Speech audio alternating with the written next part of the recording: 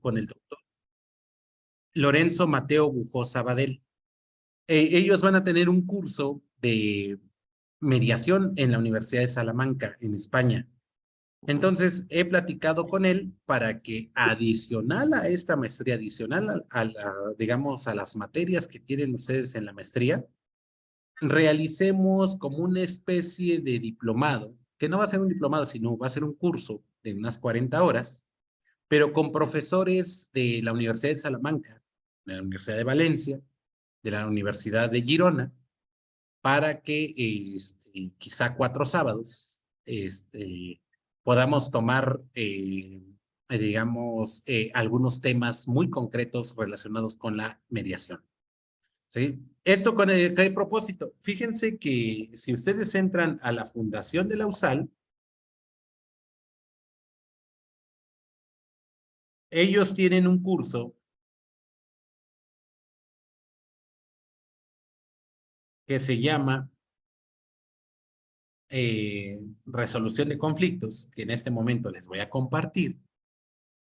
¿Sí? Nada más que se abra, que se va a llevar a cabo de los días 3 a 19 de julio del año 2023. Ahí está. Este es el curso. ¿Sí? El curso de especialización en Derecho, medios alternativos de solución de conflictos.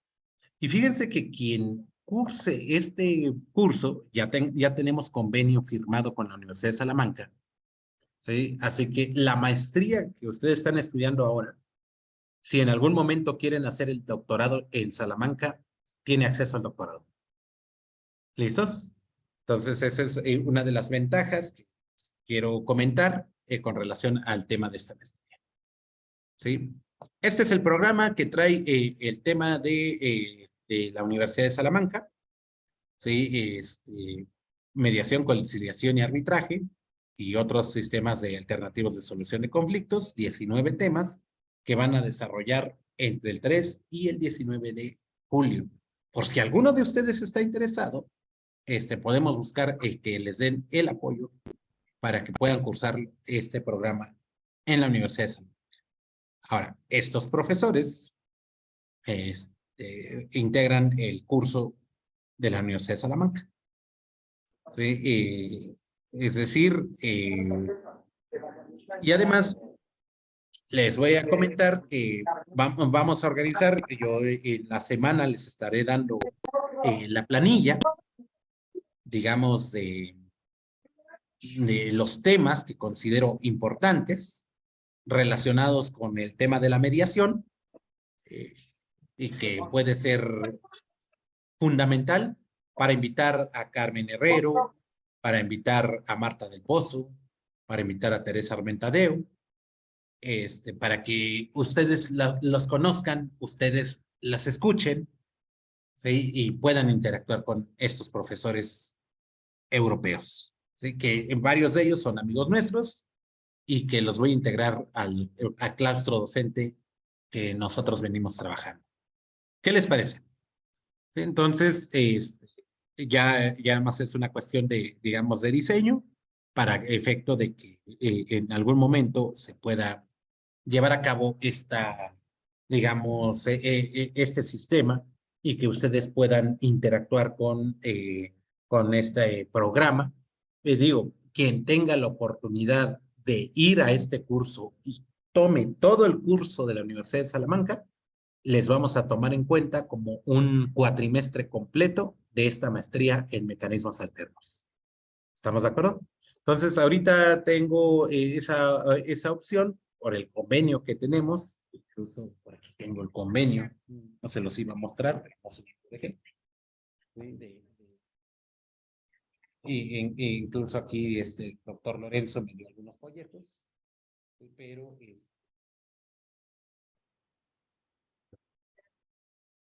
aquí tengo el convenio marco institucional entre la Universidad de Salamanca, Reino de España, y el Instituto Profesional de Ciencias Jurídicas Magíster, México, que es donde estamos nosotros. Sí, entonces, reunidos por una parte, don Ricardo Rivera Ortega, rector magnífico de la Universidad de Salamanca, nombrado por acuerdo 139-2021 del 16 de diciembre de la Junta de Castilla y León, actuando en nombre y representación de la Universidad de Salamanca, con número de cédula, tal en serie calle Patio de las Escuelas en Salamanca, conforme a las atribuciones que le confiere la Ley Orgánica 6/2001 del 21 de diciembre, publicado en el Boletín Oficial del Estado, de las universidades, en uso de las competencias atribuidas en el artículo 66 de los estatutos de la universidad, aprobados por acuerdo 19-2003 del 30 de enero y modificados por acuerdo 38-2011 del 5 de mayo de la Junta de Castilla y León. Y por otro, el doctor Camilo Constantino Rivera, como rector del Instituto Profesional de Ciencias Jurídicas Magíster, reconociéndose mutuamente capacidad suficiente para suscribir el presente convenio marco de colaboración universitaria internacional. Entonces, este convenio marco de colaboración ha sido promovido por ambas universidades, con base en que ambas instituciones se encuentran unidas para la comunidad de objetivos de los campos científicos y cultural, y que son funciones de la universidad al servicio de la sociedad, la creación, desarrollo, transmisión crítica de la ciencia, de la técnica y de la cultura. Y las universidades son precisamente instituciones que promueven el intercambio científico y cultural, así como la difusión del conocimiento y la cultura a través de la extensión universitaria y la formación a lo largo de toda la vida. Entonces, es decir, nosotros contamos con el convenio con la Universidad de Salamanca para que todos los cursos que tenga la Universidad de Salamanca tengan validez en México a través de Magíster. ¿Listos? Entonces, si ustedes están interesados en estudiar el tema, cualquier programa de la Universidad de Salamanca, seguramente, y están inscritos en algún programa de Magíster, van a tener esa doble validez. ¿Estamos de acuerdo? Entonces, ese es como el plus que ustedes tienen al estudiar con nosotros.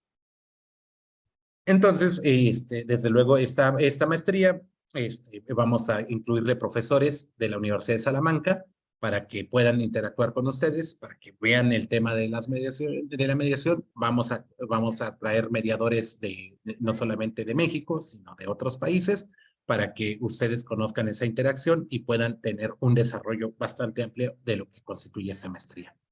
¿Qué les parece? ¿Estamos de acuerdo? ¿Sí? Entonces, cualquier duda, cualquier comentario, cualquier pregunta, ya conocen a Ashley, conocen a Lucy, conocen a Carlita, y si tienen ahí alguna controversia, me pueden contactar directamente. ¿Sí? Debo comentarles que la compañera Monse es mi amiga desde hace muchísimos años, y es como de la familia, así que también ella puede darles el enlace o el contacto directamente conmigo. ¿Estamos de acuerdo? Entonces, vamos a continuar, vamos a ver lo que es la introducción a la mediación. Yo sé que con el maestro Benito Nares están viendo el marco jurídico de la mediación, el artículo 17 constitucional, cómo ha ido, digamos, estructurándose y todos los elementos normativos, los protocolos, etcétera, en el cual no nos vamos a meter, pero yo sí les voy a hacer, digamos, un estudio historiográfico de la mediación, no solamente en México, sino cómo se ha presentado en toda América Latina. ¿Sí? Desde luego también en los temas europeos y cuáles han sido los programas. Ahorita les voy a mandar algunos materiales que tienen que ver con el tema de los mecanismos alternativos que se ven principalmente en España.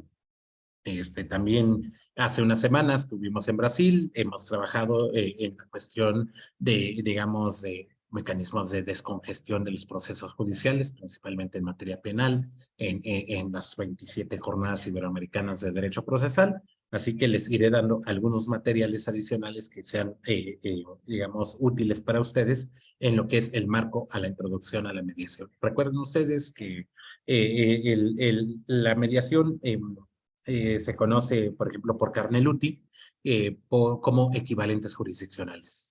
Equivalentes jurisdiccionales, es decir, una vía alterna a la vía jurisdiccional, pero que también tiene esa característica de solución de un conflicto. ¿Estamos de acuerdo? Ahora, también vamos a ver en esta cuestión de que no solamente son temas de mediación, tenemos temas de conciliación, tenemos tema de arbitraje, tenemos temas de amigable composición, tenemos el tema de autocomposición, autotutela, heterocomposición. ¿Sí? Es decir, iremos estructurando todos esos aspectos para que ustedes conozcan todo ese, digamos, todos esos marcos procesales que tienen que ver con el tema digamos, de los mecanismos alternativos, hasta donde llegó después con las reformas del 2008, del 2015 y del 2017, relacionados con el marco de la mediación, o en este caso, de la justicia alternativa. También les platicaré un poco del tema de la justicia transicional que se dio en Colombia, que es en realidad una extensión de lo que es una justicia restaurativa, pero a nivel macro. ¿Sí? Es decir, el tema de los medios alternativos, no solamente debemos verlos única y exclusivamente en una materia en concreto. Evidentemente, por ejemplo, ahora con el tema del marco del Código Nacional de Procedimientos Civiles y Familiares, también debemos atender esas cuestiones de mediación y es necesario la creación de una ley nacional de mecanismos alternativos. ¿Sí? Que no está vigente, que tenemos Ley Nacional de Mecanismos Alternativos de Solución de Controversias en materia penal, pero no una Ley Nacional de Mecanismos Alternativos, por ejemplo, para la materia civil, para la materia familiar, para la materia mercantil. ¿Sí? Entonces, todos estos aspectos se tienen que ir viendo.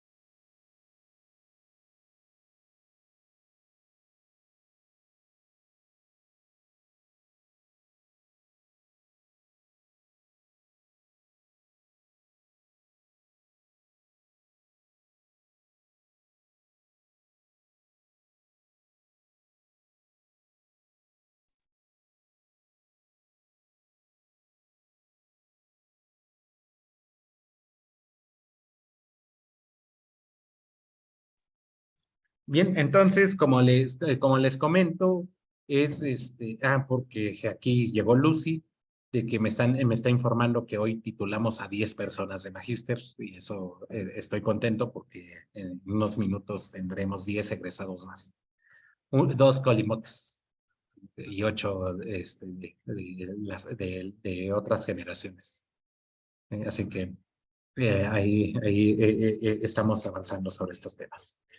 ¿Listos? Bueno, entonces, retomando esa idea, ahorita vamos a ir viendo esos aspectos, les voy a ir dando esos materiales para que ustedes vayan teniendo esa composición y vayan ampliando la cuestión de los criterios de la mediación. Sí, en mi libro de Economía Procesal le dediqué un artículo, bueno, un capítulo completo al tema de la mediación en general. En mi libro de Introducción al Estudio Sistemático del Proceso Penal Acusatorio, también le he dedicado, digamos, algunos aspectos de mediación. He dado esta materia de Introducción a la Mediación en Honduras, en Colombia y en el Perú.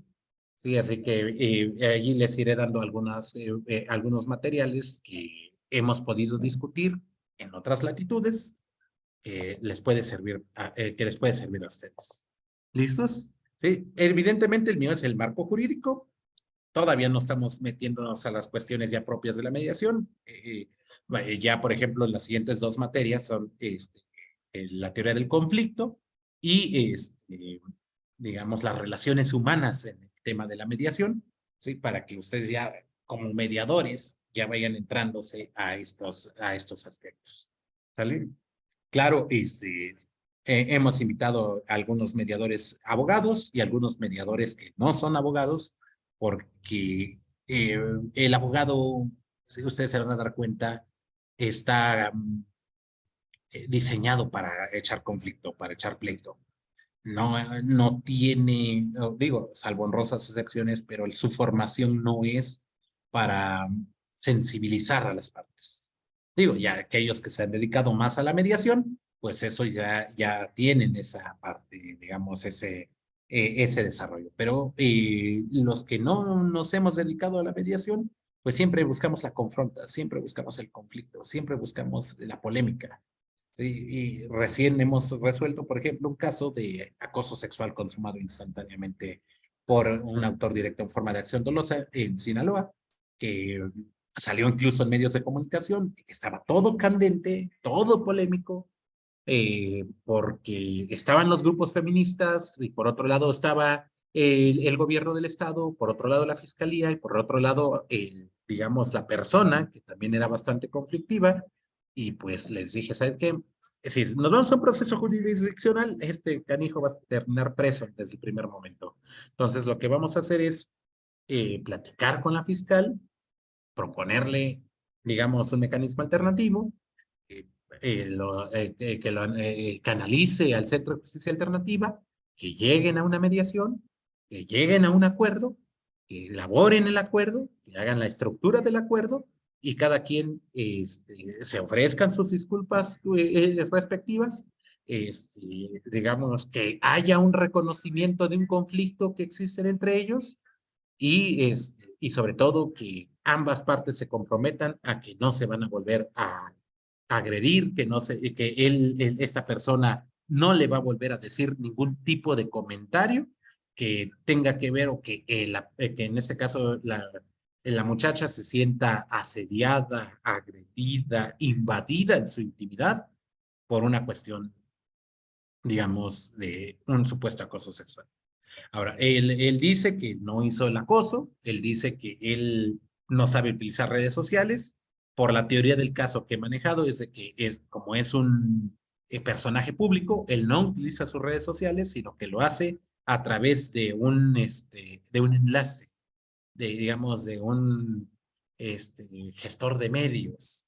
Y yo creo que fue la persona que le maneja sus redes sociales quien estuvo realizando esos actos lascivos, incluso creando un perfil falso, ¿sí? Pero a nombre y representación de esta persona, de este personaje público.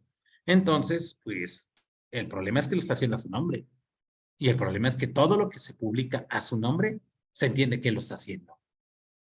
Oye, pero puede haber una cuestión, digamos, de violación o de usurpación de identidad. Sí, pero ese es objeto de un proceso y se tendrá que acreditar. Pero para poderlo acreditar, pues hay que someterse al proceso jurisdiccional. En cambio, en la mediación, no. Oye, pero ¿por qué voy a pedir una disculpa si yo no lo hice? Tú pides la disculpa no por lo que hiciste o no hiciste, sino por el conflicto que generaste al haber contratado a una persona nefasta que estuvo realizando actos de asedio a la muchacha sin tu consentimiento o ni siquiera tu conocimiento. Pero tú eres el culpable. ¿O quieres? Nos sometemos a un proceso judicial, presentamos peritajes en informática, presentamos peritajes, digamos, en telecomunicaciones, presentamos, digamos, una cuestión, digamos, de otros aspectos probatorios, pero te vas a someter a un proceso. Ah, pero ¿qué crees? Como ya se ha publicado también en medios de comunicación, como ya has atacado en medios, como ya has dicho que te vas a ir del lugar, como ya te despidieron del gobierno, entonces tienes un diagnóstico de riesgo procesal alto de que no quieras comparecer a un proceso judicial y te vas a ir a prisión preventiva justificada. Entonces, ¿qué te conviene?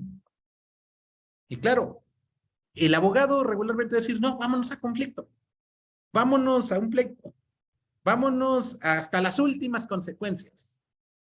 Y digamos, ahí nosotros atendiendo al tema de la estructura del proceso penal acusatorio, pero también atendiendo a que más vale solucionar el conflicto, le digo, a ver, sentemos las bases. O sea, todo lo que te han dicho los abogados penalistas está bien y tienen razón, lo vas a ganar. Vas a demostrar que tú no lo hiciste y que fue tu asesor de medios el que hizo esas patrañas. Adelante, ok, él es el que lo asedió. Porque además, y aquí ya tengo un dictamen psicológico donde ella tiene afectación psicológica relacionada con el acoso sexual. Tiene una afectación psicológica derivada de actos sexuales. Entonces ya no hay para dónde hacerte. Oye, pero yo no lo hice, ni siquiera le hablo. No tengo comunicación por WhatsApp y efectivamente no tiene comunicación por WhatsApp. Le bajamos la sábana de llamadas y de mensajes de WhatsApp y no tiene ninguna comunicación por WhatsApp como ella dice. Pero tu asesor de medios es el que tiene todo el control de tus redes sociales. Así que está actuando tu nombre de representación. Cualquier comunicado que tú sacas pensamos que eres tú. No es el asesor de medios. Cualquier comunicado eres tú, cualquier mensaje de felicitación o de recepción de felicitaciones en tus programas eres tú, punto. no el asesor de medios. Y por tanto, quien hizo el acoso, en vía de mientras, eres tú. Está bien, te vas a ir a un proceso judicial, lo vas a ganar, sí. Pero te vas a someter a un proceso donde tus obligaciones procesales son de alto riesgo. ¿Por qué? Porque al estar difundiendo el nombre de la víctima en redes sociales y en medios de comunicación, al estar coaccionando a ella, al estar obstaculizando el manejo de la información, al hacer un escándalo, la víctima ya fue amedrentada. La víctima ya tiene, digamos, miedo de salir al público, de publicar algo, porque luego vienen los ataques. Pero además hay un dictamen psicológico donde dice que tiene una agresión de naturaleza sexual. Entonces, ¿qué hacemos? Te vas a ir a prisión preventiva justificada, aun cuando el delito sea de 1 a 3 años de prisión. Que no merezca prisión preventiva oficiosa, no. Pero sí hay elementos objetivos en un diagnóstico de riesgo procesal que tú te puedes ir en prisión preventiva justificada. ¿Estamos de acuerdo? Entonces, ¿qué es lo conveniente? Media. Oye, pero ¿cómo voy a mediar si yo no lo hice? Bueno, si no lo hiciste, vámonos a un proceso judicial. Pero cabe destacar que un proceso judicial vas a estar preso en toda la preliminar, la intermedia y hasta el juicio. A menos que haya un cambio de circunstancias en el desarrollo del propio proceso. Pero en vía de mientras, te vas a prisión, los medios se te van a ir en contra tuya, te van a publicar por todos lados y va a ser peor el daño a tu imagen. En cambio, con la mediación, la Ley Nacional de Mecanismos Alternos dice que todo se rige bajo el principio de confidencialidad. Bueno, vamos a ver. Entonces, hacemos una propuesta de mediación.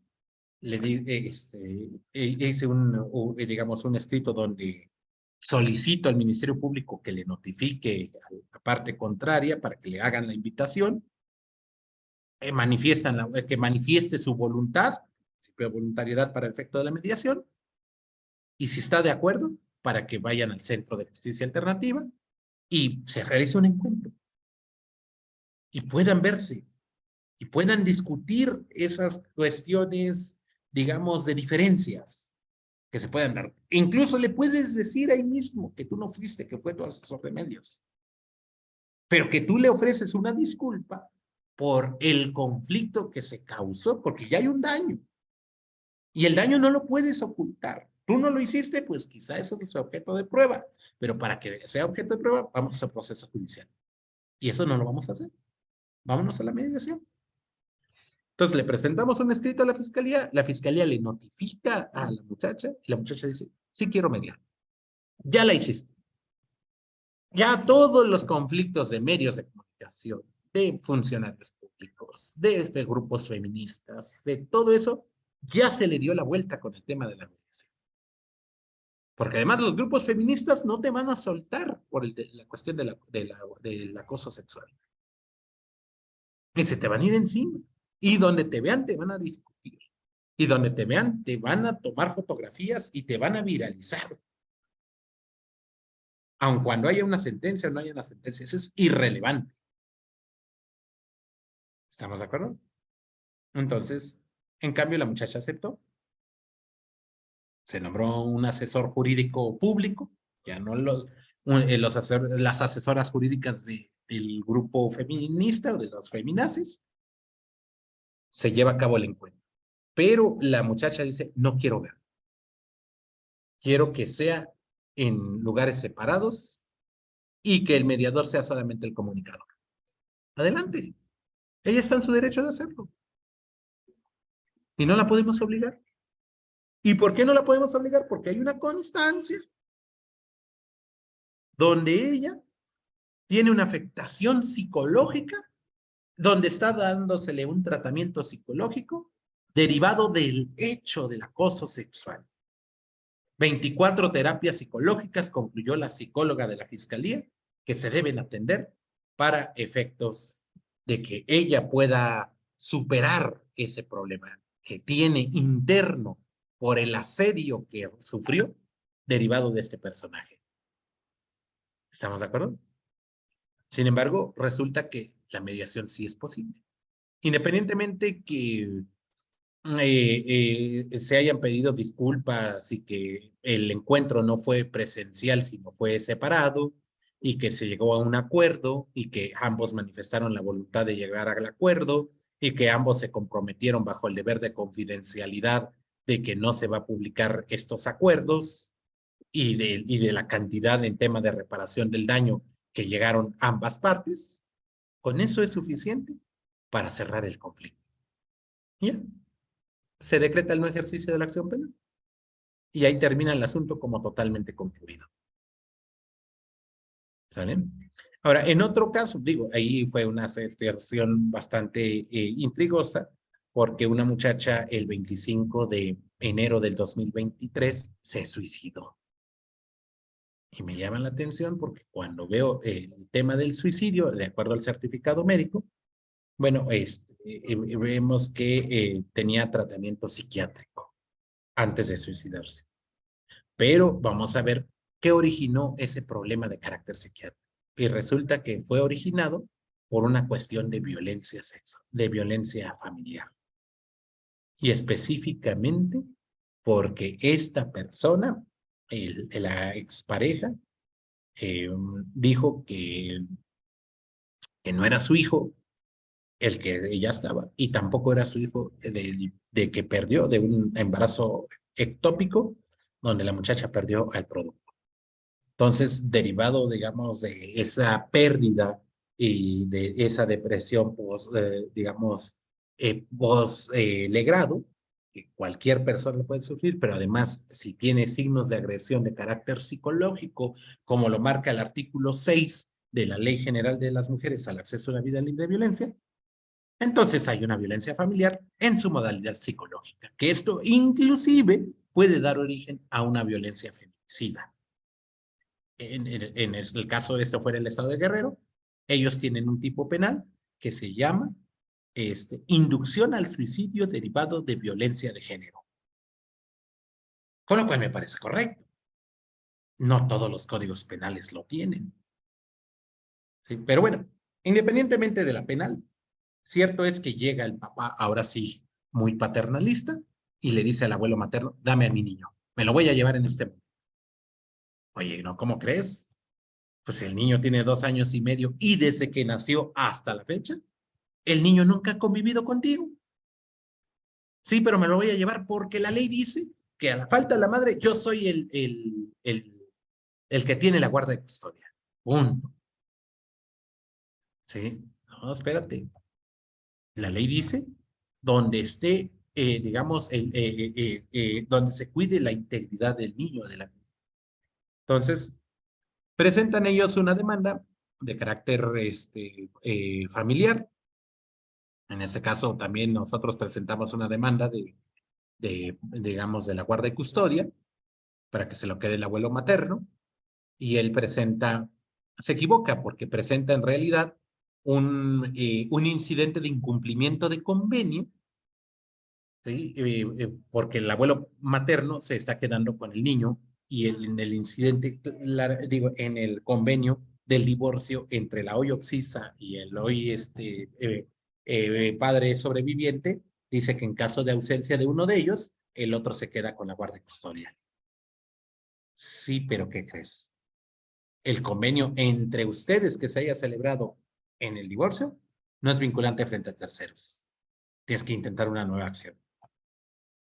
Entonces, cuando llega, cuando platicamos con digamos, con el abuelo materno, dice, es que el muchacho sí ve al niño, pero lo tiene 20, 30 minutos, no lo aguanta y lo deja, y no convive con él. O sea, no, y el arraigo es con la abuela, ni siquiera con la mamá que ya falleció, sino es con la abuela materna, es donde está esa amplia convivencia. Muy bien, entonces, y con la abuela paterna no convive. Con el abuelo paterno, pues él es un empresario muy importante, tiene un grupo empresarial bastante grande, pero nunca lo ve porque no tiene tiempo. Y el chamaco, pues no hace nada. pero tampoco tiene tiempo. Bueno, entonces, pues vamos a perder la guardia de custodia y que ellos pidan un régimen de visitas y convivencias. Nos convocan a la audiencia previa y de conciliación que marcan todos los códigos procesales familiares civiles. Y en la audiencia previa de conciliación llega el abogado y dice, por ley me tienes que entregar al niño en este momento. Yo digo, bueno, pero la jurisprudencia dice lo contrario. El niño debe estar en donde tenga identidad, en su normal desarrollo. Es más, te lo entrego ahorita. Y la afectación psicológica del niño es violencia. Y es violencia familiar en su modalidad de violencia psicológica. Oye, pero no le voy a hacer nada, aunque no le hagas nada. El hecho de sacar al niño de un entorno familiar y se genere una afectación psicológica es violencia familiar. ¿Para dónde le muevan? Entonces, ¿qué quiere? No, entonces queremos convivir con el niño. Adelante. Vamos a llegar a un acuerdo. Y el oficial conciliador que hace propuestas, a diferencia del mediador que solamente comunica la facilitación, el conciliador dice, vamos a proponerles que determinados días el niño esté con el papá y determinados días esté con el abuelo paterno. Muy bien.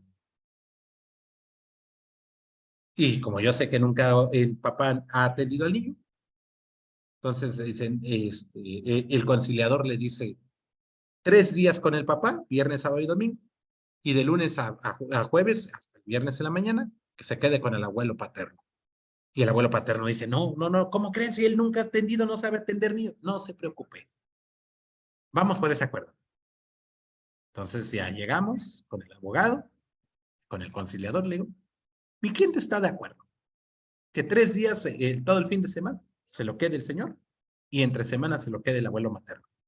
Y ahí terminamos el conflicto. Ah, pero ¿qué crees? Tienen que saberle dar de comer, tienen que cambiarle pañales, tienen que enseñarle a ir al baño, tienen que eh, conocer sus necesidades, ¿sí? ¿A qué hora se duerme? ¿Cuáles son sus hábitos alimenticios? ¿Cuáles son sus hábitos de vestido? ¿Cuáles son sus juegos? ¿Cuáles son sus diversiones? Todo eso lo tienen que saber ustedes, pues desde hoy viernes. Así que se lo pueden llevar. Piénsenlo. No hay problema, llévenselo. Entonces se fueron a hablar y dijeron, ¿no? Solamente los sábados de 9 a 6 de la tarde. Oye, ¿no que querías la guardia de custodia completa? Entonces solamente se quedó los sábados de 9 de la mañana a 6 de la tarde. Entonces estamos hablando de que ya se llegó a un acuerdo, donde el asunto ya está totalmente concluido, donde estos empresarios ven al niño solamente los sábados de 9 a 6, y eso haciendo espacio en su agenda, digamos, dentro de sus negocios, porque no tienen tiempo. Esa es la sencilla razón. Para tener a una niña o un niño bajo nuestro cuidado o custodia, debemos tener tiempo para protegerlos, para cuidarlos, para, digamos, para llevar a cabo todo su desarrollo integral, como lo marcan los códigos civiles o los códigos familiares. ¿Sí? No solamente es de tener al niño por tener. O sea, imagínense, yo teniendo ahorita en este momento dando clases a Jesús Martín. Es un niño que tiene 1 año, 4 meses y que es un desmadre. O sea, no tengo tiempo. ¿Sí? Entonces, eso es lo que, digamos, que nunca ha interactuado con un niño o una niña, pues no sabe. Y ahí es donde nos permite ver que, por ejemplo, para ser un buen conciliador o para ser un buen mediador en materia familiar, pues debe conocer inclusive necesidades básicas que se dan dentro del contexto familiar, independientemente de las cuestiones jurídicas. ¿Sí? Entonces, digo, ahí lo que dijimos, yo le di un listado como de 30 cosas que tiene que hacer con respecto al niño, a un niño de 2 años y medio. ¿Sí? Yo tengo un niño de 1 año y medio y sé sus necesidades porque yo lo vivo, yo sé cómo es. Me toca batallar para dormir, para tener, ¿sí? Para enseñarle a caminar. ¿Sí? Y que eventualmente le voy a tener que enseñar a ir al baño Y también les voy a tener que enseñar, por ejemplo, él es un vago, le gusta estar en los aeropuertos y no da lata, por ejemplo, en un avión, porque yo sé cuidarlo dentro de un avión. Entonces son características propias que uno debe ir aprendiendo, pero que también puede uno transmitir para poder solucionar un conflicto. Claro, ¿qué pasa en estas cuestiones? Que a mí no me interesa tener un conflicto con el grupo empresarial del estado de Guerrero, para que al rato los acuse por violencia feminicida con relación a la hoy Oxisa, en cuestión de que hubo inducción al suicidio con violencia de género. Si sale eso en los medios de comunicación, se hace un escandalazo. Y los empresarios no se van a quedar contentos.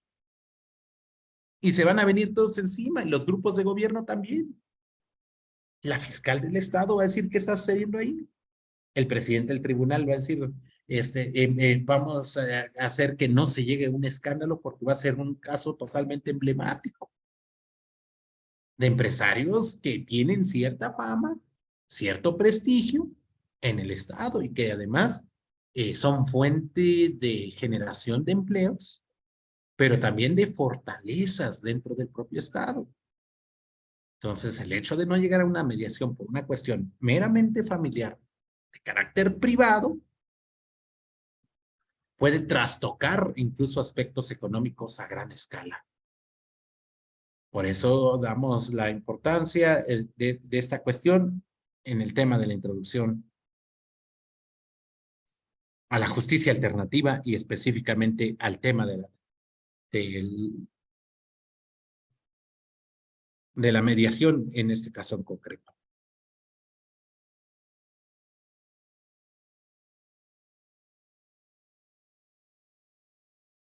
Bien, vamos a ver cómo se integra esta cuestión, digamos, de la mediación, perdón, de los mecanismos alternos en general, y ya nosotros iremos ahí desarrollando algunos otros. ¿Sí? Entonces vamos a ponerle aquí, introducción a los medios alternativos, solución de conflictos.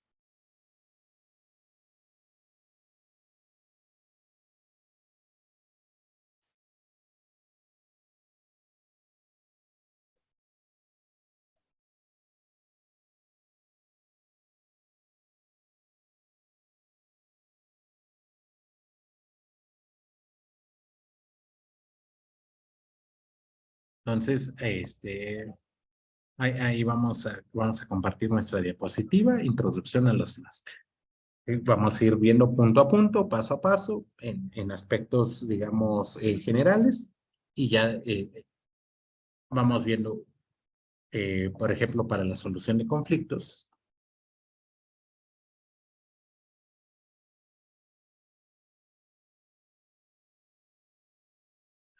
Podemos decir que hay mecanismos heterocompositivos y autocompositivos.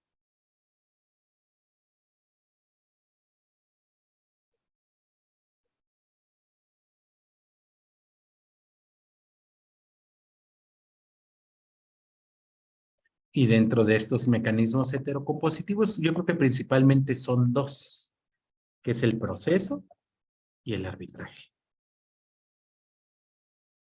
Y dentro de los autocompositivos hay figuras genuinas,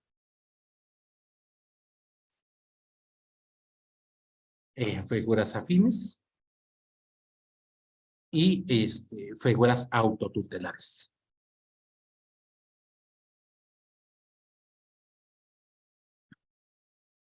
Digamos, dentro de las figuras genuinas, vamos a ver, por ejemplo, materia civil, desistimiento, el allanamiento y la transacción. Y claro, dentro de las figuras afines, hay, digamos, los temas de que, por ejemplo, en algunos procesos extranjeros, en algunos procesos eclesiásticos, en procesos de composición, en los procesos de negociación, en los procesos de mediación. vienen siendo, digamos, también procesos autocompositivos. Y en los procesos autotutelares, principalmente podemos ver, por ejemplo, el ejercicio de un derecho, por ejemplo, el derecho de retención, ¿sí? El derecho de huelga, que son formas de solución de conflictos, porque autotutelares quiere decir formas impositivas de solución de conflictos. Y digamos, en las figuras genuinas y en las figuras afines, vamos a decir, digamos, en donde impera el tema, digamos, de la voluntad de las partes. Entonces vamos a decir que hay unas cuestiones de solución impositiva y hay algunas cuestiones de solución, digamos, consensuadas.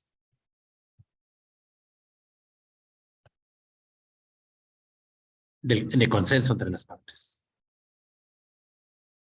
¿Estamos de acuerdo?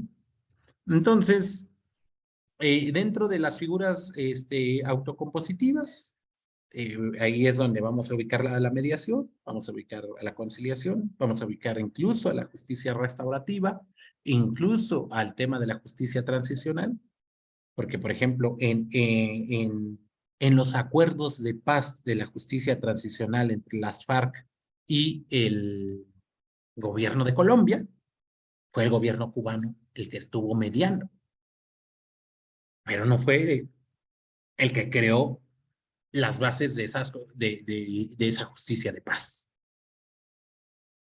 No sé si se entiende esa parte.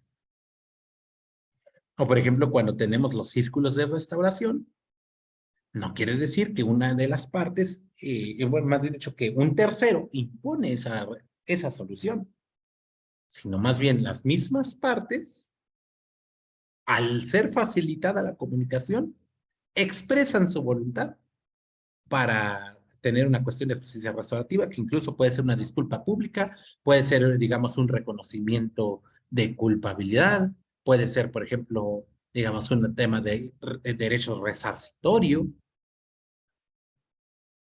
¿sí? Que tenga que ver precisamente con esa restauración del tema. Ahora, el tema de la justicia alternativa, autocompositiva, puede hacerse de manera preprocesal, digamos, momentos procesales, y podemos encontrar, por ejemplo, justicia alternativa preprocesal,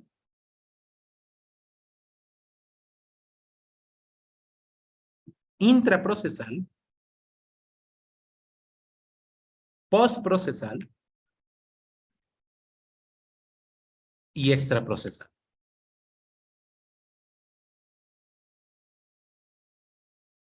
Entonces, ahí vamos a ver que, por ejemplo, antes de que se dé el conflicto, o sea, antes de que presente la demanda de alimentos, antes de que presente el tema de régimen de guarda y custodia, antes de que presente, por ejemplo, el tema el cobro de un pagaré. O ahora, como lo exige la Ley Federal del Trabajo, artículo 685 bis tercater de la Ley Federal del Trabajo, que requiere primeramente que se acuda al centro de conciliación laboral antes de la presentación de la demanda laboral. ¿Estamos de acuerdo? Entonces, son momentos preprocesales. Antes de que inicie el proceso, busquemos un acuerdo. Se da el acuerdo, termina el asunto. No se da el acuerdo, continuamos en el proceso. Ahorita tengo un tema, digo, yo no lo llevo porque yo no soy laboralista, pero de una persona que fue, digamos, le rescindieron su contrato laboral. Porque igual, en el caso anterior, en el comité de ética presentaron una denuncia anónima de acoso sexual. Entonces, con la pura denuncia anónima, fueron y le dijeron, presenta la renuncia, te rescindimos. Solamente con eso. Oye, pero pues si ni siquiera se ha corrido. ¿Lo haces o te corremos? No, pues no lo hago. En este momento ya no te dejo pasar. Punto. Tiene hasta el 30 de mayo para presentar su demanda, pero oye, preprocesalmente hablando, busca una conciliación. ¿Para qué? Pues realmente ya el comité de ética dijo que no había nada, que no se pudo corroborar. ¿Por qué? Porque todas las personas subordinadas a esta persona ya fueron entrevistadas y ninguna de ellas hizo referencia de que él haya ejercido un acto de acoso sexual. No lo hay. Entonces, ya se le notificó, digamos que no se va a dar trámite al procedimiento administrativo para sancionar a esta persona. ¿Pero qué crees? Ya te corrieron. ¿Tú qué crees? Que ante los ojos de todos, tú eres un acosador. ¿Por qué no llegas a un acuerdo? ¿Por qué no vas a un acuerdo de conciliación en el centro de conciliación laboral? Platiquen, tú y tu jefe o el jurídico de tu jefe, que te indemnicen. Y de ahí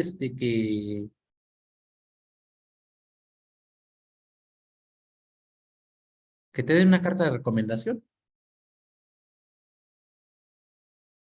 Y ahí muere el asunto. ¿Qué les parece? Pero sin presentar la demanda.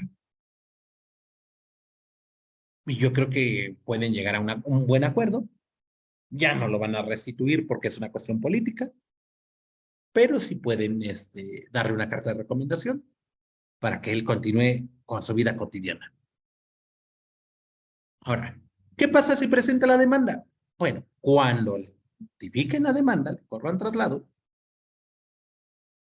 hasta antes de la sentencia, en cualquier momento pueden llegar a un acuerdo. Y esa es una justicia alternativa intraprocesal. Dentro del proceso se puede llegar a un acuerdo. Ahora, postprocesal. A una persona la sentencian a determinada, digamos, cantidad de dinero. Ahorita, por ejemplo, tengo un asunto de carácter mercantil en donde condenaron en un juicio oral mercantil a una persona a la entrega de 17 millones de pesos por concepto de incumplimiento de un contrato de seguridad privada. Y me dicen, no los tengo. Pues no los pagues. Vamos a llegar a un acuerdo. Dile que tienes 4 millones ahorita y que le vas a estar pagando 1 millón cada mes. Yo creo que sí tienes esa capacidad económica para hacerlo. Porque la sentencia dice dentro de los 5 días siguientes se tiene que ejecutar la sentencia. Y si no, entonces vamos a aplicar las vías de apremio. Te van a embargar, te van a asegurar cuentas bancarias, te van a suspender el objeto social. O incluso hasta te pueden denunciar penalmente si ya te has quedado en estado de insolvencia por fraude de acreedores. Mejor llega a un acuerdo postprocesal. Ya perdiste. Es más, hasta puedes llegar a un acuerdo, ¿sabes qué? Te doy 4 millones y una casa y ahí muere. Cubre 8 millones, pero ya no te puedo pagar más. Órale. El problema es que pocas veces se utiliza. Pero también en temas, por ejemplo, en materia penal, en reparación del daño. Pues ya te condenaron a determinada cantidad o te dejaron a salvo los derechos para que se cuantifique la cantidad digamos, en sentencia. Pero no conviene que cuantifiquen porque te va a salir una cuentota. Llega a un acuerdo de una vez con la persona, con la víctima, con los ofendidos. Aun cuando ya haya una sentencia que sea declarativa, se puede ocupar la justicia alternativa para llegar a cabo un mejor acuerdo. ¿Estamos de acuerdo? Ahora, extraprocesal o fuera del proceso.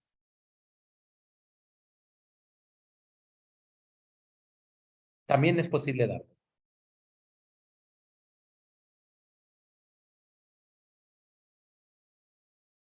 Aquí puede ser que nunca haya procesos. Nunca se abra un proceso. Sino que se lleve a cabo el acuerdo desde el principio. Evitan un proceso. Y esto se va a dar en las formas autocompositivas, no en los momentos heterocompositivos. ¿Por qué? Porque en la heterocomposición,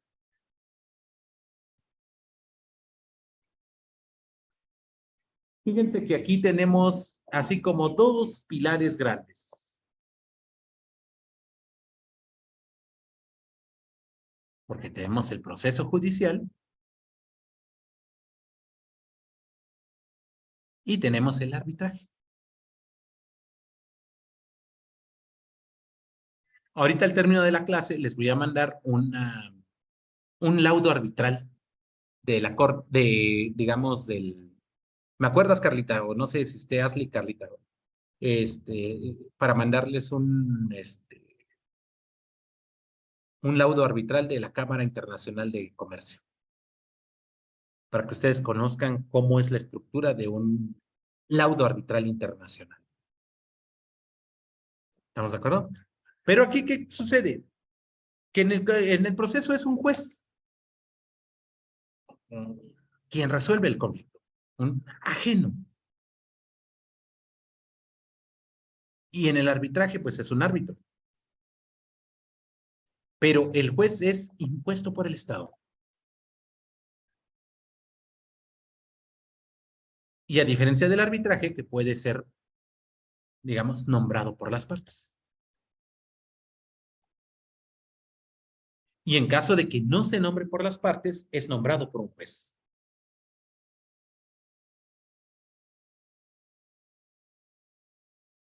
Pero aquí,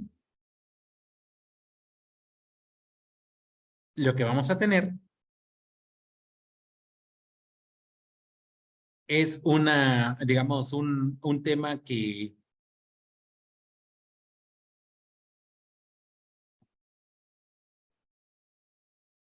el juez va a emitir una sentencia que es vinculante.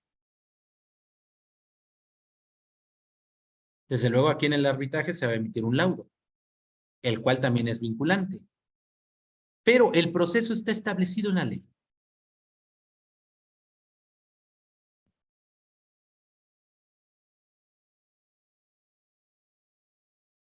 Pero a diferencia del arbitraje, que las etapas o los trámites arbitrales pueden ser incluso negociados por las partes.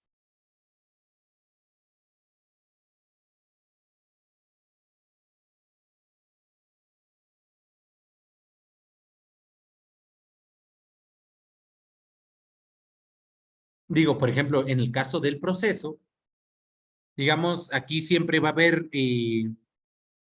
la solución de un conflicto de manera impositiva.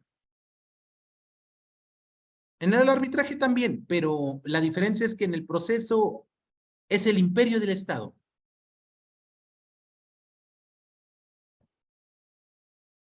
Y en el arbitraje, digamos, es el imperio de la voluntad de las partes.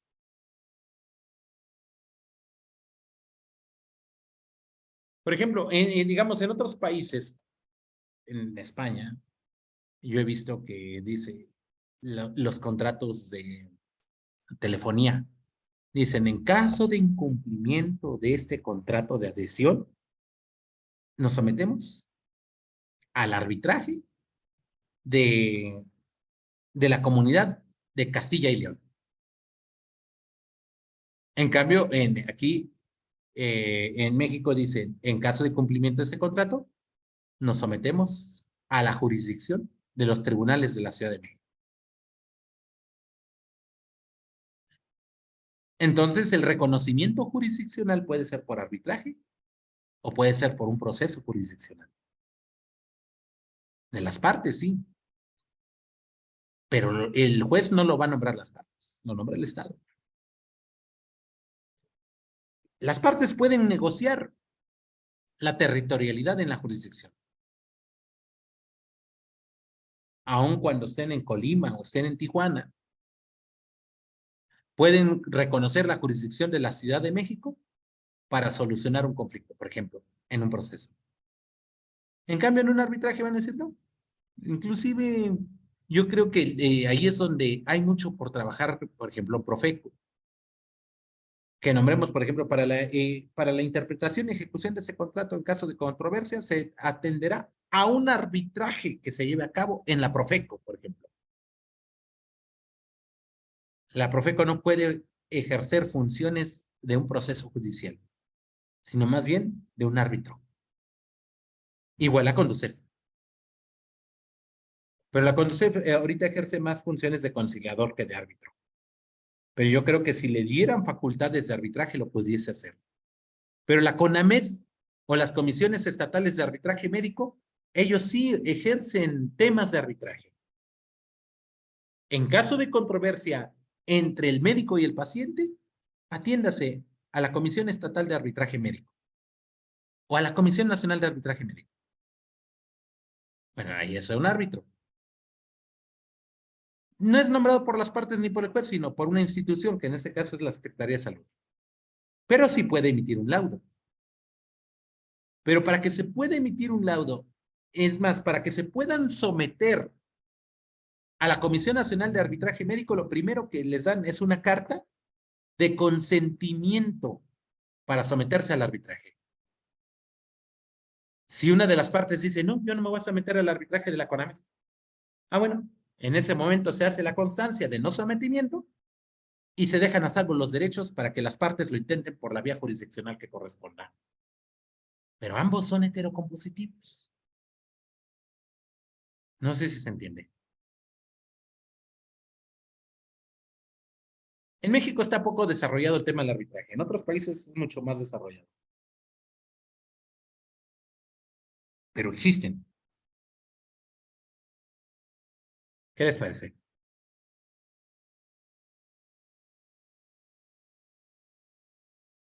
¿Alguna duda hasta aquí?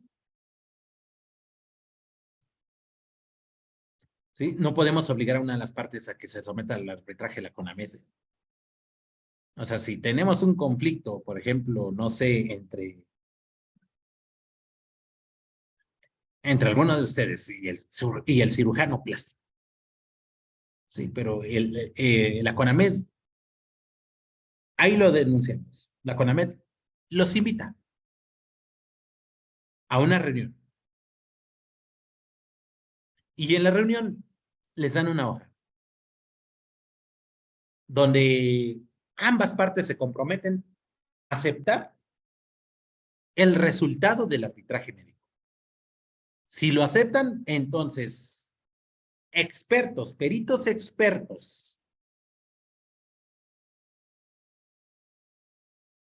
de la CONAMED analizan el caso y dicen quién tiene la razón y quién no la tiene.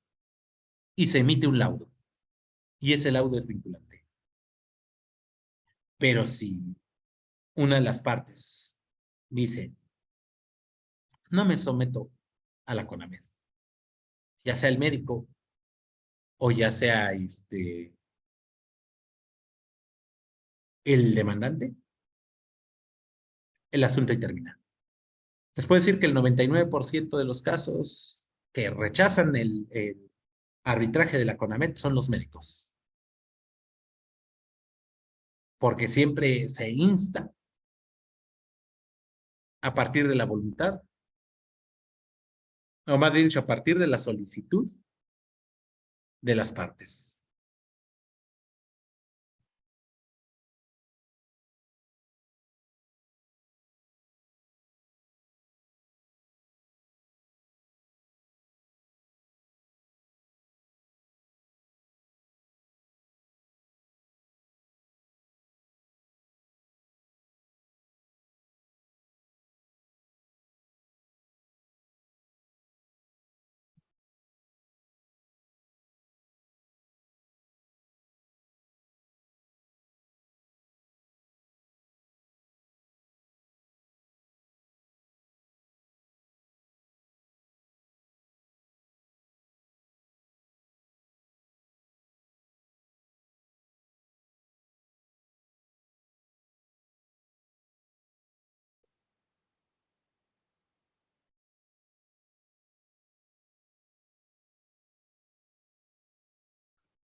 ¿Qué les parece? ¿Alguna pregunta con el tema de la heterocomposición? Ahora, vamos a las cuestiones autocompositivas.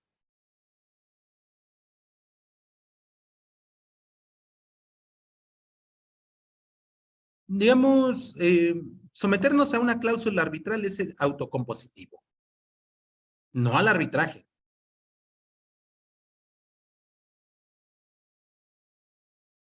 Es decir, por ejemplo, vamos a comprar una casa, entre la inmobiliaria y el comprador de la casa dicen, no nos interesa ir al Tribunal de Colima, nos interesa ir a un panel arbitral, digamos que establezca la Cámara de la Construcción.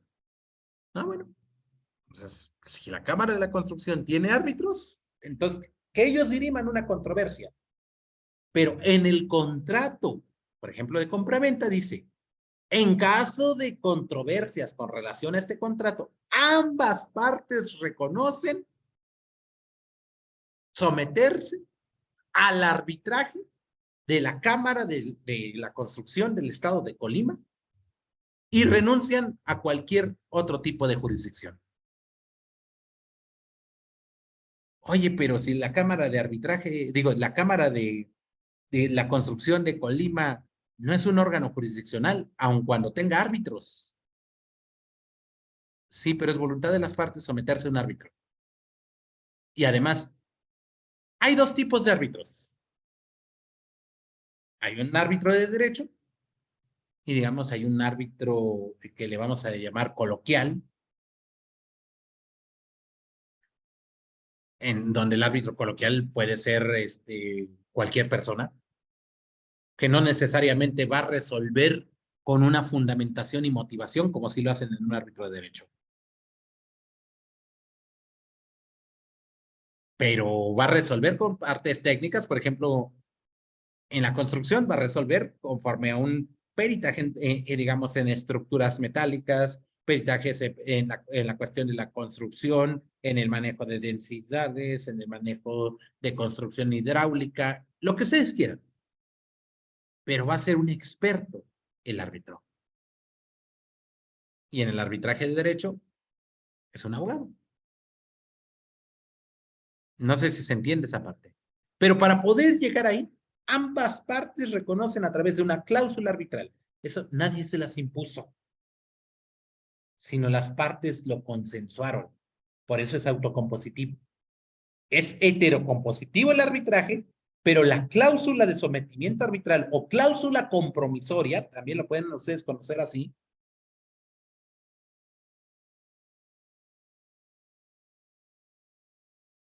es autocompositiva. Es por voluntad de las partes. Ambas partes se ponen de acuerdo en que van a someterse a un arbitraje. Incluso la jurisprudencia mexicana ha dicho que si las partes procesales se someten a un arbitraje, renuncian a la jurisdicción. Y el juez solamente va a estar para la ejecución del laudo. Pero las decisiones del árbitro son inimpugnables. No se puede hacer nada con ellos. Lo que el árbitro diga. Ahorita está jugando Tigres contra las Chivas, ¿sí o no? Y hay un árbitro, ¿sí o no? Oigan, si el árbitro va al cada penal, ¿pueden impugnar esa determinación? Digo, ahí en ese momento en el VAR, pero si lo que dice el árbitro es punto.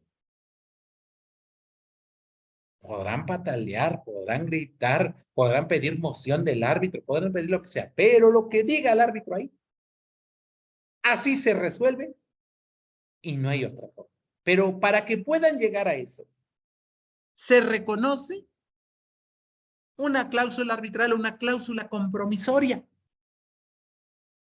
para llegar a ese arbitraje. ¿Qué les parece? ¿Estamos de acuerdo? Ahora, tenemos el tema de la amigable composición.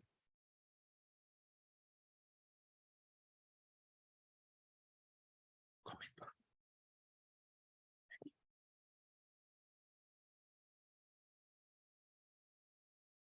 Ahorita estaba viendo ahí en el TikTok y seguramente ustedes lo pueden hacer también.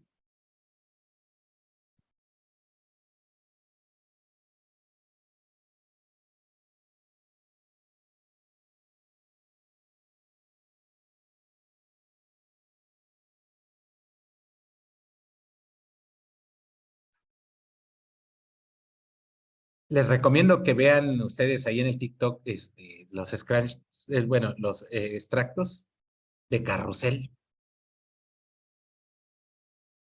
¿Por qué? Porque ahí se resuelve todo entre amigos.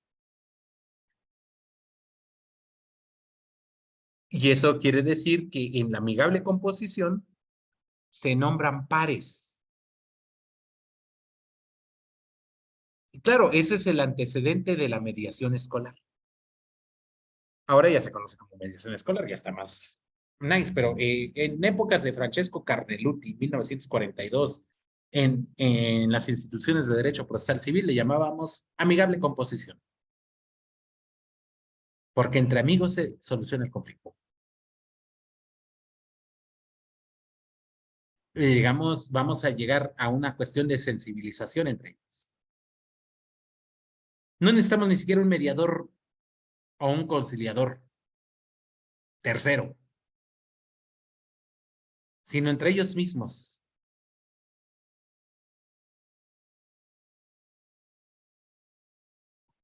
Fíjense que, por ejemplo, El Jorge. ¿Ya viste la bus 3 que compré? busquen quieres? ahí, por ejemplo, Ya no hay. en el TikTok,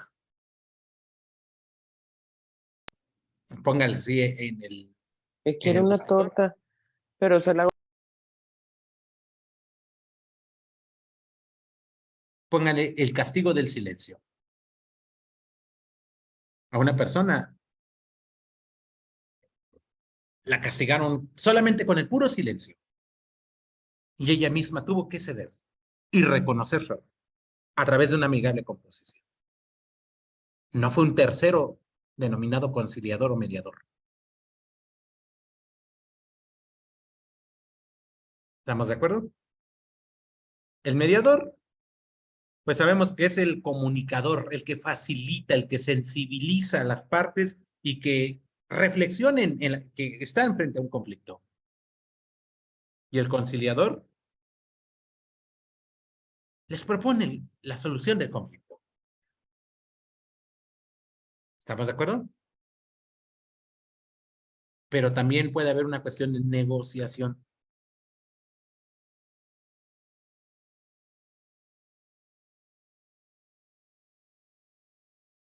Y en la negociación pueden ser las mismas personas o pueden ser apoderados legales que realicen ciertas tratativas de estire y afloje para llegar a un acuerdo. Un negociador.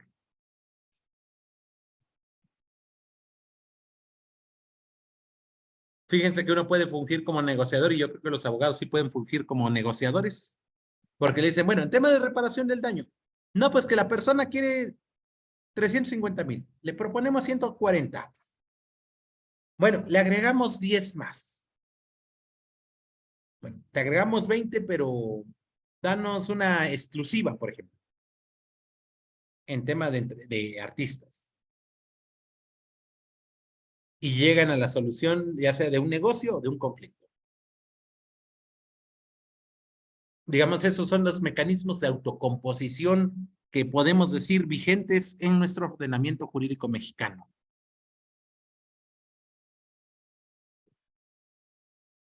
Entonces, cuando hablamos de justicia alternativa, no solamente vamos a hablar de mediación,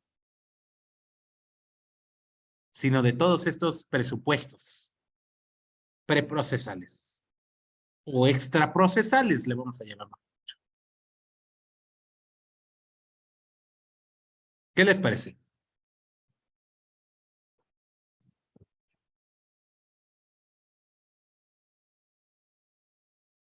No sé si tengan alguna duda, alguna pregunta, si se va entendiendo o no se va entendiendo.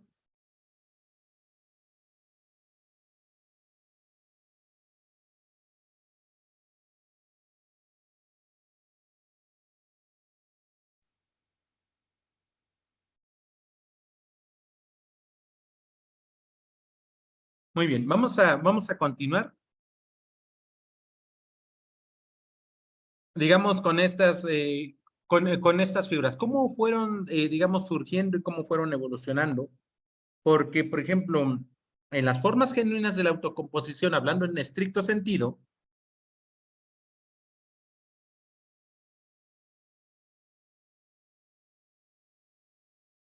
tenemos, digamos, tres grandes pilares. Eso principalmente se dan en los procesos civiles. Tenemos la transacción, tenemos el desistimiento y tenemos el allanamiento. Digo, materia penal, por ejemplo, tenemos el desistimiento de la acción. En el allanamiento podemos decir el procedimiento abreviado, allanamiento penal. Y en la transacción es de que ambas partes se ponen de acuerdo para la solución del conflicto o para la generación de un nuevo contrato, donde se crean, se extinguen, se modifican derechos y obligaciones. Es decir, la naturaleza jurídica de la transacción es un convenio. En sentido lato, convenio de transacción. Como lo reconoce el artículo 1792 del Código Civil Federal, o su equivalente en las entidades federativas. ¿Estamos de acuerdo? Ahora, en el desistimiento, digo, en materia civil existe el desistimiento de la demanda, el desistimiento de la instancia y el desistimiento de la acción. Materia penal, desistimiento de la querella y desistimiento de la acción.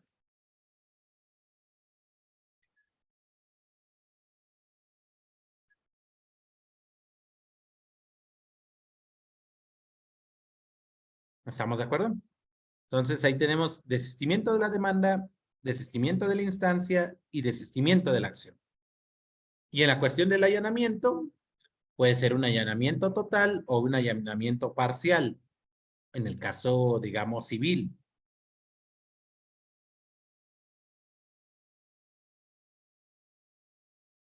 En materia penal, pues tenemos el procedimiento abreviado.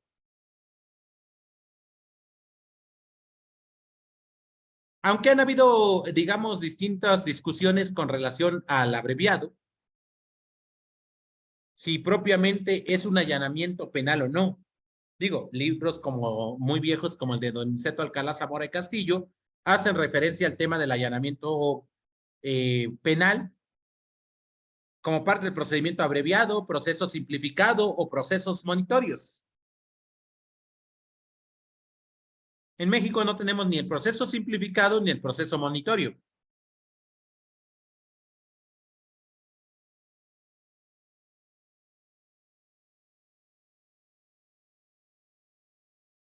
Solamente tenemos el procedimiento abreviado.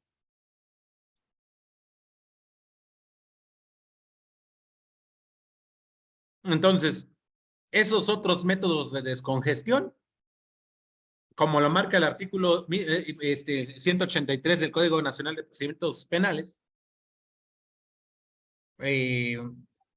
solamente reconoce el tema del procedimiento abreviado. Y de las soluciones alternas, la suspensión condicional y los acuerdos reparatorios. Y en el tema de la Ley Nacional de Mecanismos Alternos, reconoce solamente la conciliación, la mediación y la justicia restaurativa. Son las únicas figuras que están vigentes en México. En materia del Código Nacional de Procedimientos Civiles, sí reconoce el tema del allanamiento total o parcial, o allanamiento de hecho o allanamiento de derecho. Son válidas. Y ya van a ser, digamos, generales para todo nuestro país. ¿Qué les parece?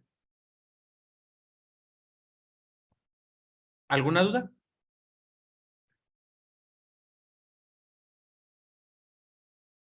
Fíjense que en Latinoamérica hay procedimientos monitorios y procedimientos de estructura monitoria, que en México no se reconocen. Pero, por ejemplo, en un procedimiento monitorio, en una obligación, le voy a decir, por ejemplo, a Luis Enrique,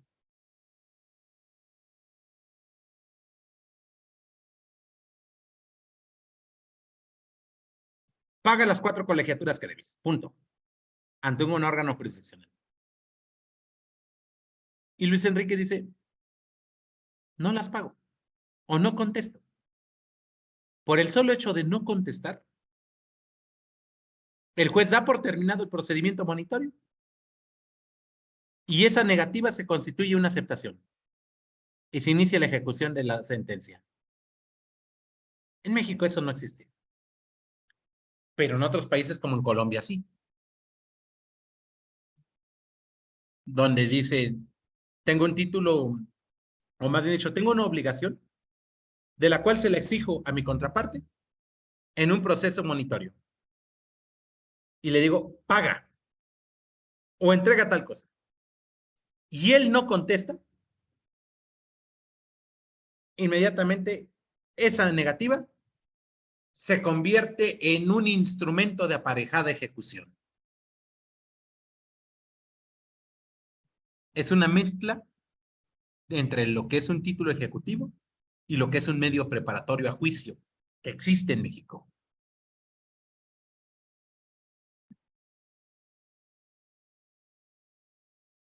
¿Qué les parece? Ahora, en materia penal, en Chile se reconoce también el proceso monitorio. En aquellos asuntos que no tengan pena privativa de libertad.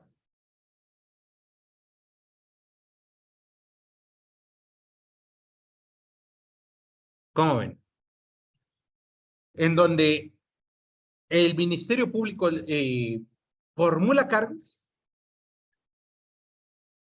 y la parte contraria los reconoce en automático. O en su caso, en materia laboral. Sobre todo en aquellos asuntos donde no existe un contrato laboral como tal.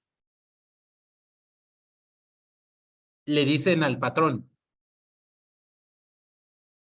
págale al trabajador tal cantidad de dinero.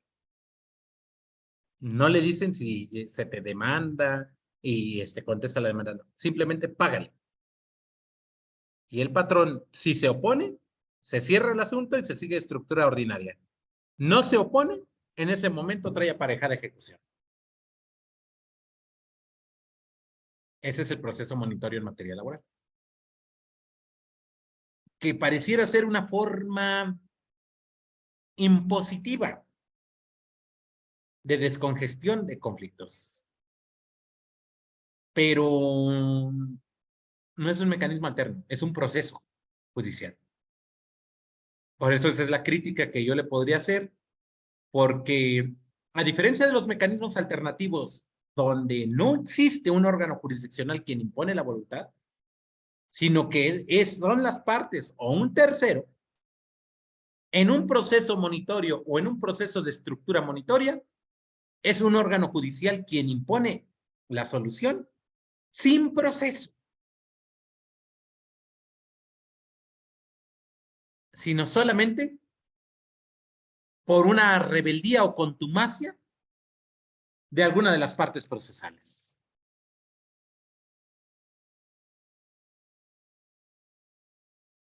¿Qué les parece?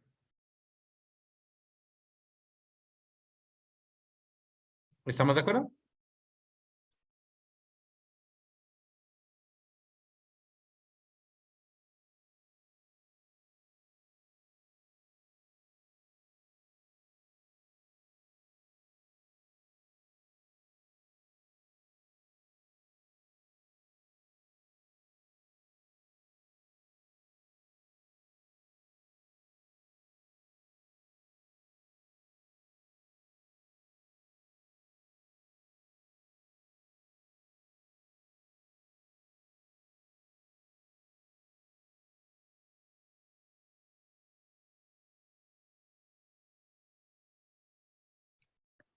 ¿Alguna duda, compañeros? Entonces, y además para efecto de sistematización, el proceso monitorio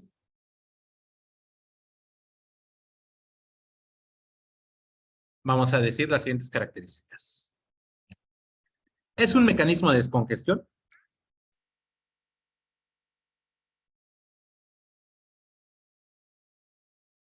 Digamos, se sustenta, digamos, en la base de la rebeldía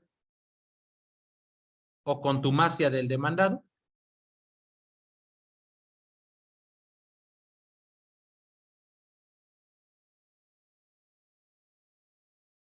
Pero no es un mecanismo alterno.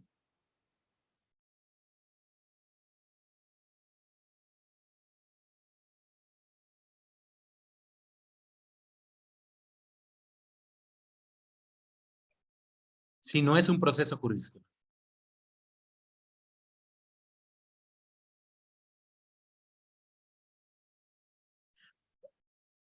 Ahora, digamos, aquí lo importante es de que la no contestación de la pretensión del actor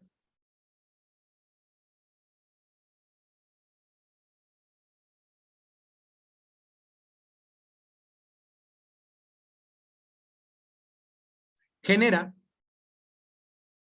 digamos, un instrumento de aparejada ejecución.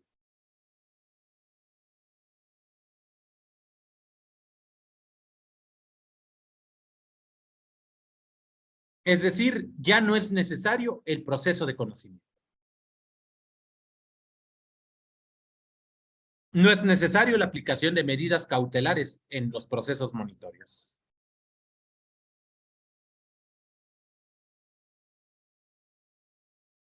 Claro, esto hubiese sido, es lo ideal, por ejemplo, en asuntos de poca monta, en asuntos de obligaciones naturales, en temas de procesos monitorios, por ejemplo, en materia de alimentos.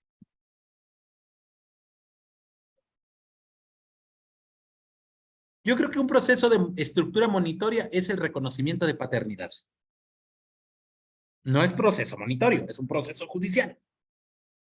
Pero sí puede tener una estructura monitoria porque presenta la demanda de reconocimiento de paternidad y la parte contraria no contesta.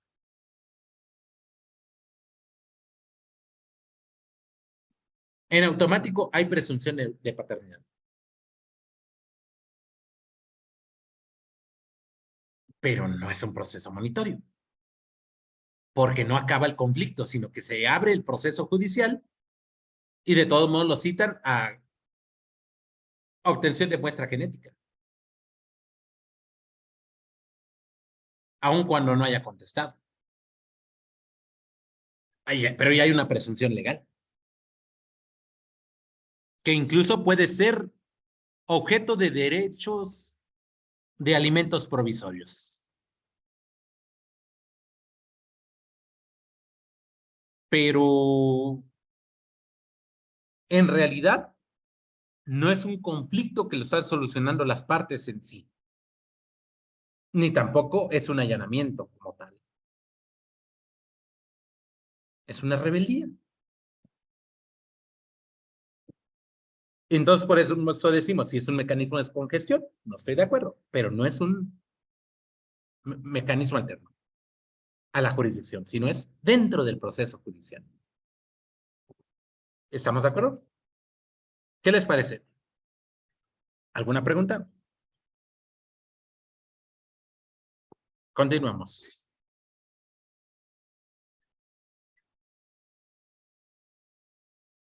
Fíjense que, digamos, a manera, digamos, general,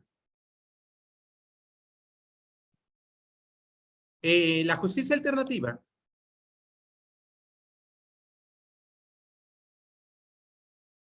no solamente se da, digamos, en materia penal o en materia civil o en materia mercantil, sino prácticamente se da en todas las áreas del derecho.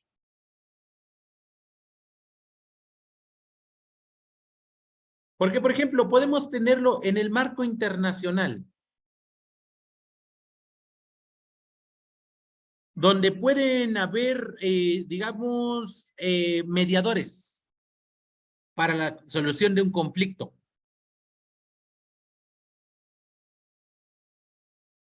Digamos, por ejemplo, dentro de la Unión Europea, en el marco comunitario.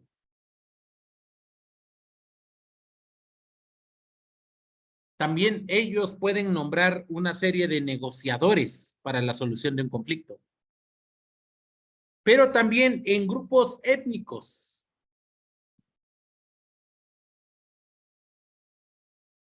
Que se puede dar en todo el mundo para la solución de un conflicto.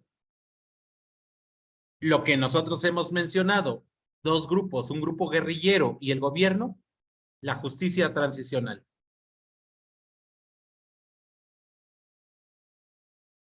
Podemos reconocerlo como una arista de ese gigante llamado justicia alternativa.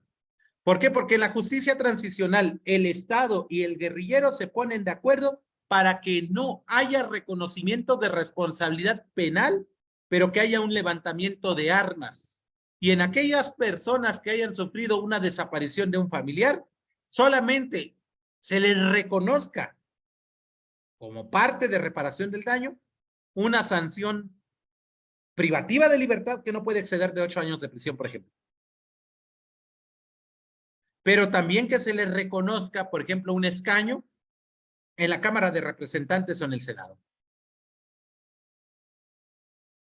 Y además, dentro de sus sectores comunitarios, tengan su justicia autónoma. El reconocimiento de su propia, digamos, de su jurisdicción autónoma. Son bloques o consensos de poder. Y así está trazado el tema de la justicia transicional.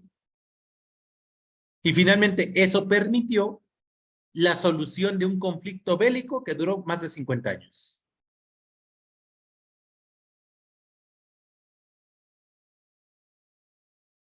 ¿Qué les parece? ¿Sí estamos de acuerdo? Digo, ahora el tema, digamos, de lo que es la mediación escolar. Pero que sea entre pares. Que no sea el director o el profesor quien imponga la solución o quien medie. Sino que ahora el objetivo es de que entre los mismos alumnos que se sientan identificados puedan solucionar sus propios conflictos.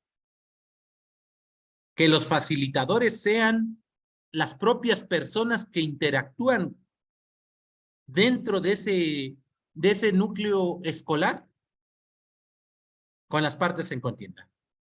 Es algo que poco se ha trabajado en nuestro país, a pesar de que hay muchos protocolos.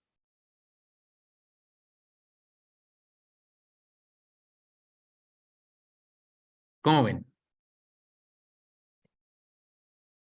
¿Sí estamos de acuerdo?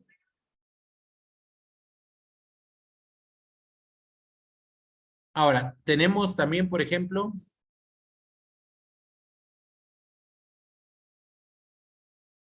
el tema, por ejemplo, de comercios informales.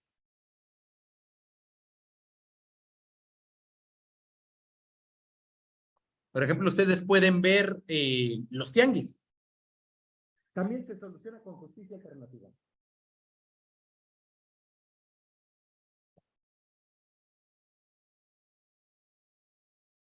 Cuando hay controversia entre dos personas de comerciantes ambulantes y es un delegado que ni siquiera es una autoridad, sino más bien es un delegado nombrado entre los mismos tianguistas quien propone la solución del conflicto de esos comerciantes informales. Y ya sea que les proponga la solución o que él dé la solución. Pero sobre algo no escrito. No sé si se entiende esa parte. Entonces, por ejemplo, si ustedes van a un tianguis, a un sobre ruedas y ponen un puesto, va a llegar el dueño de ese lugar. Oye, pero es la vía pública. Sí, pero dentro de la vía pública, todo eso tiene dueño. Y si hay un conflicto, mandan a traer al delegado. ¿Y quién es el delegado? Es un representante de los mismos tianguistas, que incluso puede ser un tianguista, nombrado por sus compañeros, para que tenga, digamos, la representación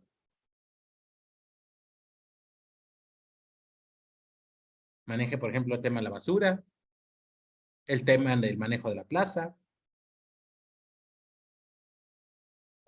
los conflictos con las autoridades o los conflictos entre ellos mismos.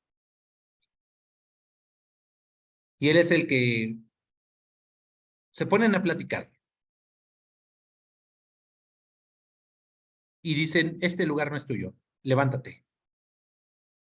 Y no es de que quieran o no levantarse, se levanta. ¿Por qué? Porque son palabras no escritas. Lo que tradicionalmente se llama derecho consuetudinario es la costumbre, pero también es justicia alternativa. Y solucionan más rápido sus conflictos.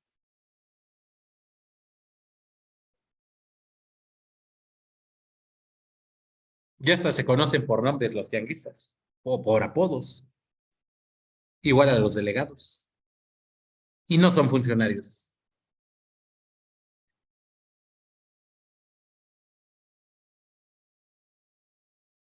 ¿Qué les parece?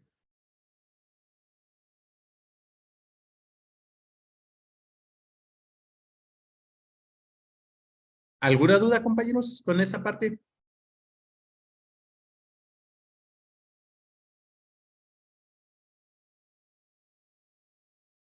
Claro, hay temas de líderes de aldeas, hay temas, digamos, de líderes de profesionistas, por ejemplo, las cámaras,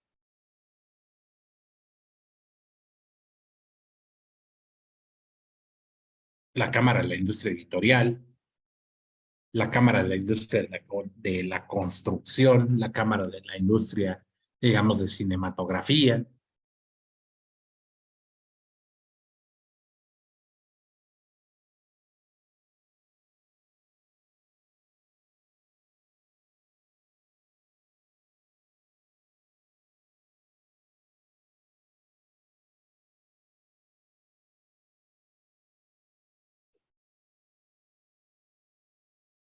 O, por ejemplo, tenemos en materia, lo que habíamos dicho en el tema del sistema financiero,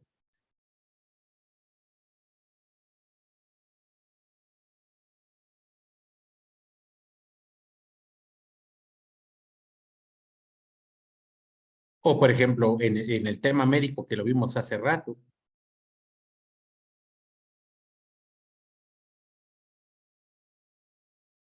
o, por ejemplo, la propia Profeco, cuando hay un problema de derecho de consumo,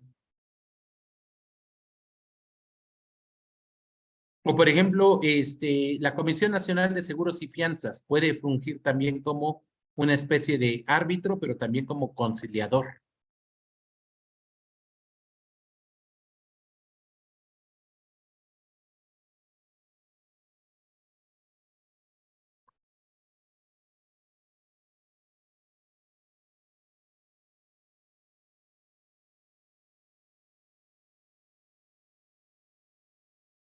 Y claro, todos estos aspectos son, digamos, diferentes, digamos, a la contienda jurisdiccional, que nos pueden dar, digamos, una solución al conflicto.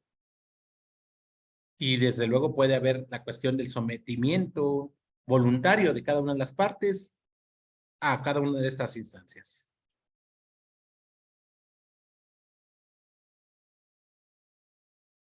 ¿Qué les parece?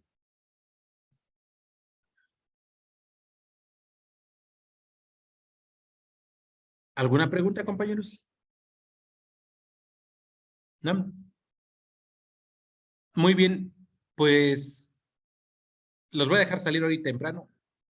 Ya nos ponemos de acuerdo con la reposición de la clase. Sí, porque la semana pasada estaba yo en el Brasil, pero yo creo que lo vamos a reponer hasta la última semana, después de que Chuy Nares termine todos sus módulos. ¿Sale? Y ya les estaré dando cuenta de, digamos, de los profesores internacionales que vamos a ir invitando. ¿Sí? También de los demás profesores nacionales en los próximos días. De hecho, ya estamos trabajando en eso. Igual mandarles todas las materias que van a llevar en esta maestría de justicia alternativa. ¿Qué les parece? ¿Alguna pregunta? ¿Alguna duda? ¿Algún comentario? Que ahora no han participado. ¿Sí? Pero bueno, entonces estamos Todo ahí en claro. comunicación. Muchísimas gracias y nos vemos la próxima semana. Gracias, buenas noches. Ahorita les envío la Muchas- diapositiva por WhatsApp. Gracias, buenas Muchas noches. gracias. Gracias, maestro. Buenas Buenas noches. noches.